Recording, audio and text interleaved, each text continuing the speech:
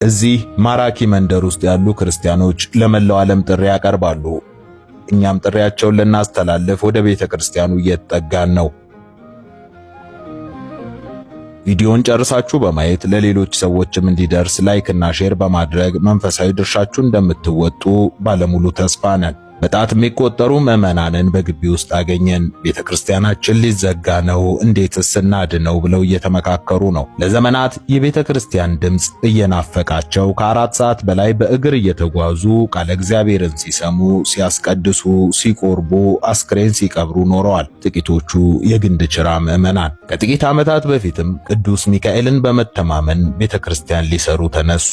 ርስታቸውን ሸጠው ተበድረውም መሬት ገዝተው መቃኞ ቤተክርስቲያን ገንብተዋል። ልጆቻቸው በሙሉ ሰንበት ትምህርት ቤት አስገብተው በመንፈሳዊነት አበርትተው ዛሬ ታዳጊ የሰንበት ትምህርት ቤት ተማሪዎች በሙሉ የቅዱስ ቁርባን ቆራቢ ናቸው። በጉራጌ ሀገረ ስብከት እኖር ወረዳ ግንድችራ ቀበሌ በግለሰቦች መሬት ላይ ታኮ የተሰራው መቃኞ ቤተክርስቲያን በጫት ማሳ የተከበበና ለመንፈሳዊ ተግባር የማይመች ነው። ቤተክርስቲያኑን ያሰሩበትን ዕዳ ከፍለው ያልጨረሱት ጥቂት ምዕመናንም ዛሬ ለቀሳውስት ደሞዝ መክፈል አቅቷቸው ቅዳሴ እየታጎለ ነው። ታዳጊ የሰንበት ትምህርት ቤት ተማሪዎችም መምህር የላቸው።